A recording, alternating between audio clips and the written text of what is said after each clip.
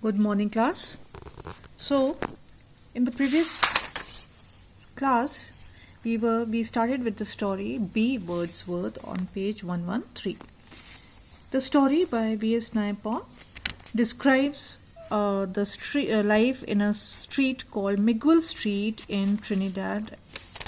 Now, over here he has described how strangers, sometimes beggars, visited the hospital houses which lined the Miguel Street, and how one day a man comes to their yard, a tidily dressed man who spoke good English, who didn't make a mistake, and he had a very strange request to make to the child's mother. He wanted to sit there in her yard and look at the bees. Now, he invites the little boy also because he was free. The boy, his mother has asked him to keep an eye on the stranger who came with a strange request to look at the bees. So both of them, they lie down in the yard and they look at the bees humming over there. Now, when we ended the story in the last class, the little boy asked the person, that stranger, as to what he did. What you does do, mister? Meaning to say what he did for a living. He got up and said, I am a poet. I said, a good poet? So there are all kinds of poets around. So the boy was aware of that much. There were good poets, there were mediocre poets, or there were just people who pretended, who wrote a couple of words and thought that they had become poets. So what does the stranger reply? He said, the greatest in the world. What's your name, mister? B. Wordsworth. B for Bill? Black Wordsworth. White Wordsworth was my brother. We share one heart. I can watch a small flower like the morning glory and cry. Very emotional beauty. Now see, why have I underlined watch a small flower like the morning glory and cry? And cry, why? Because children, people who are poets, who are sensitive people, even small, a little bit, a very tiny most thing which brings pleasure, which the nature has created, will make them emotional. And beauty in all its form can be very touching to these people.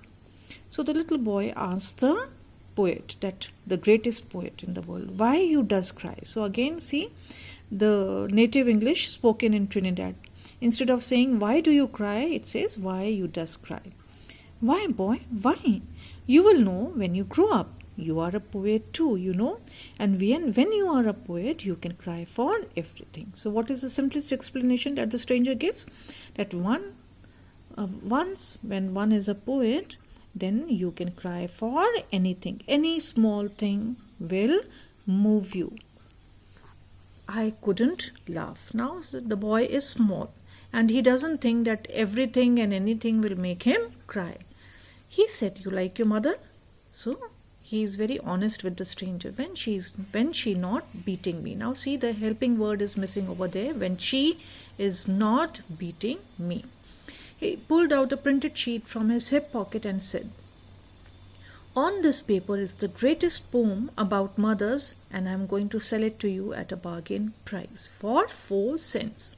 So now this person, this stranger, turns out to be a con man who is trying to earn some money by telling the small boy that he has written a poem over there and he is willing to sell it for 4 cents.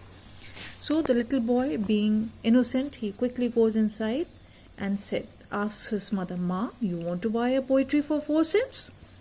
My mother said, tell that blasted man to haul his tail away from my land. You hear? I said to B. Wordsworth. My mother says she ain't have 4 cents. Now again I have underlined this phrase over here, blasted man to haul his tail away.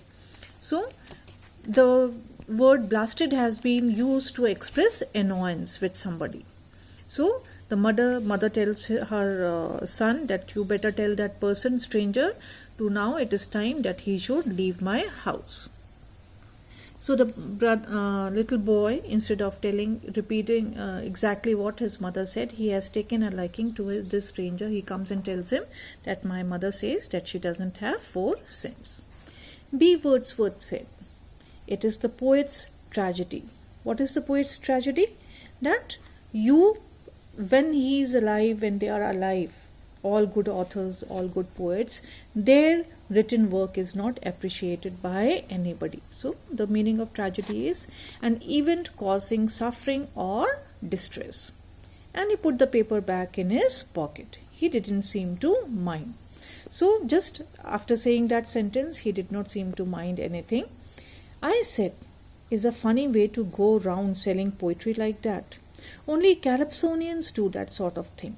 A lot of people does buy. Calypsonians are a kind of singers who entertain people over there in Trinidad, and he says only these people do it, and they manage to send a lot of what they sing. So he says that it is really a weird and a funny way to sell your poem. If you are the greatest poet in the world, why not write it down? What he meant to say actually was, why not write it down, have it printed, or arrange concerts? So he is not willing to believe what he said. He said, no one has yet bought a single copy. So now he is forthcoming, and this stranger is very honest with the boy that still up till now nobody has bought a single copy of the poem from him. But why you does keep on going round then? So he says, the little boy asks him that, see, if nobody has bought it, then why are you going around and selling it? Again, see, why you does, instead of saying do you keep on going. So again that native English spoken over there. He said, in this way I've watched many things and I always hope to meet poets. So what is his reason of going around and trying to sell his poem this way? So that this way he will get to meet a lot of people, and you never know, one day he might meet some other poet too. I said, you really think I is a poet? So again, see, correct word will be with I, it will be am a poet. You are as good as me. So the stranger, he has not heard, not seen anything. The boy himself has not written even a word in the name of poetry, and the stranger has already come to believe that the boy is a poet, and he tells him that you are as good as me.